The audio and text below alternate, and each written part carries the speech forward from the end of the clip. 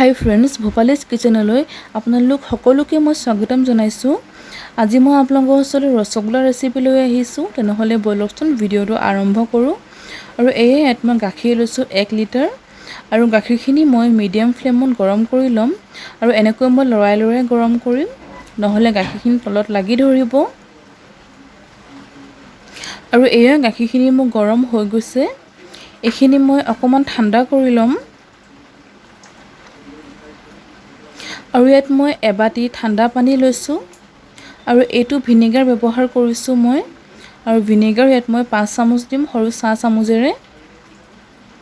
আপোনালোকৰ ওচৰত যদি ভিনেগাৰ নাই, আপোনালোকে ইয়াত নেমুৰ ৰস ব্যৱহাৰ কৰিব পাৰে।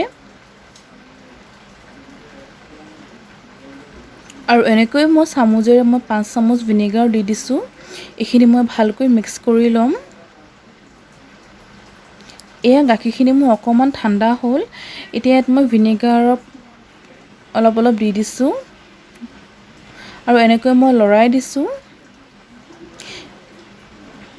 গাখীৰখিনি মোৰ ফাটিবলৈ আৰম্ভ কৰিছে। এতিয়া বাকী থকা সেই গোটেইখিনি মই দি দিছোঁ ইয়াত। খুব ধুনীয়াকৈ গাখীৰখিনি ফাটি গৈছে।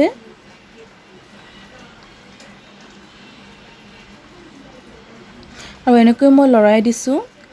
গাখীৰখিনি মোৰ সম্পূৰ্ণকৈ ফাটি গ'ল। এনেকৈ মই 1 মিনিটমান লৰাই থাকিম।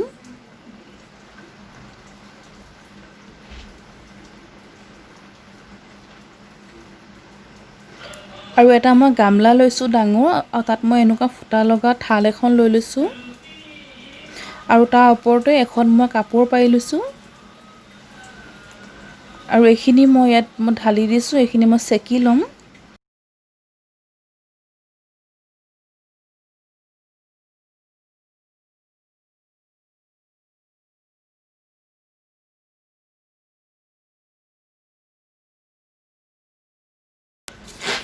আৰু ইয়াত মই আধা বাটি ইয়াত মই ঠাণ্ডা পানী দি দিছোঁ।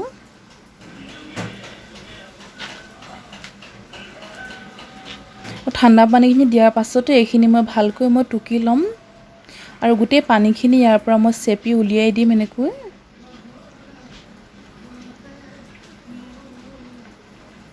আৰু চাওক, এখন মই কাঁহীত উলিয়াই ল'লোঁ।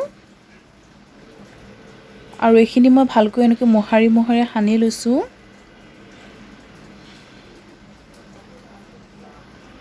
আৰু এনেকৈ হাতেৰে মোহাৰি সানিব লাগিব।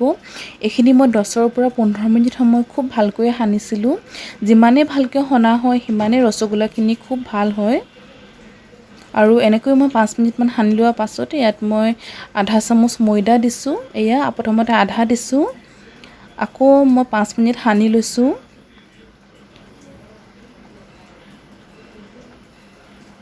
এক চামুচ লৈছিলোঁ, প্ৰথমতে মই আধা দিছোঁ আৰু 5 মিনিট সানি লোৱাৰ পাছতে আৰু মই তাৰ বাকীখিনিও দি দিম। আৰু এইখিনি মই ভালকৈ সানি ল'ম, একেবাৰে স্মুথ হোৱালৈকে সানি ল'ম এইখিনি মই। আৰু এনেকৈ মই যেনেকৈ সানিছোঁ, হাতেৰে মোহাৰি এনেকৈ সানিব লাগে। আৰু এইখিনি মই 15 মিনিট সানি ল'লোঁ ভালকৈ, একেবাৰে স্মুথ হৈ গ'ল। এনেকৈ মই সৰুকৈ লাডু বনাই লৈছোঁ। এনেকৈ মই হাতত লৈ লৈছোঁ আৰু গোলকৈ মই লাডু বনাই লৈছোঁ। মন কৰিব যে লাডু বনাওঁতে ইয়াত ক্ৰেক আহিব নালাগে, ক্ৰেক আহিলে বেয়া হ'ব। চাওক, সম্পূৰ্ণকৈ হৈ গৈছে মোৰ লাডু আৰু অলপো ক্ৰেক অহা নাই। গোটেইখিনি মই বনাই লৈছোঁ।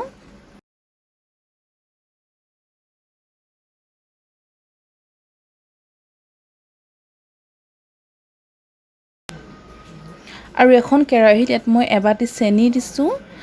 আৰু ইয়াত মই 5 বাটি পানী ব্যৱহাৰ কৰিছোঁ। এতিয়া মই চেনি পানীখিনি বনাই ল'ম।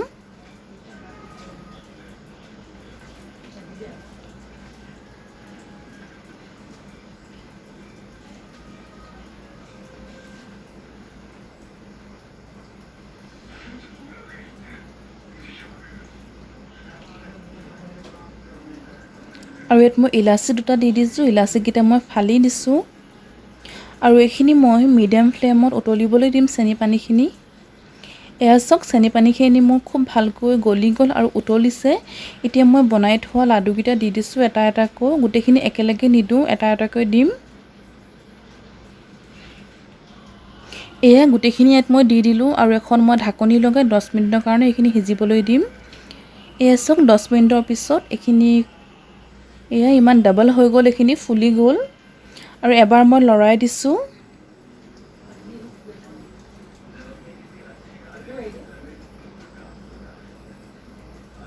এনেকৈ মই এবাৰ লৰাই দিয়াৰ পাছতে এইখিনি মই ঢাকনি লগাই আৰু 20 মিনিটৰ কাৰণে সিজিবলৈ দিম আৰু জুইৰ ফ্লেমটো মই মিডিয়াম ৰাখিছোঁ। এইখিনি মোৰ ৰেডি হৈ গৈছে ৰসগোল্লাখিনি আৰু এসো খুব ধুনীয়া হৈছে, ইমান ডাঙৰ ডাঙৰকৈ ফুলি গ'ল আৰু কালাৰটো খুব ধুনীয়া হৈছে। এয়া এইখিনি মোৰ হৈ গৈছে। এতিয়া মই জুইৰ ফ্লেমটো বন্ধ কৰি এইখিনি সম্পূৰ্ণকৈ মই ঠাণ্ডা কৰি ল'ম। ঠাণ্ডা কৰি এটা বাটিত উলিয়াই মই 2 ঘণ্টাৰ কাৰণে মই ৰাখি থৈ দিম, যাতে চেনি পানীখিনি খুব ভালকৈ সোমাই যায় ইয়াৰ ভিতৰত। এয়া 2 ঘণ্টাৰ পাছত এইখিনি সম্পূৰ্ণকৈ ঠাণ্ডা হৈ গ'ল আৰু খুব ধুনীয়া হৈছে দেখিবলৈ। এয়া চাওক, এটা মই ভাঙি দেখাইছোঁ আপোনালোকক। একেবাৰে হোটেলৰ নিচিনাই হৈছে, খুবেই স্পঞ্জি হৈছে আৰু কোমল হৈছে।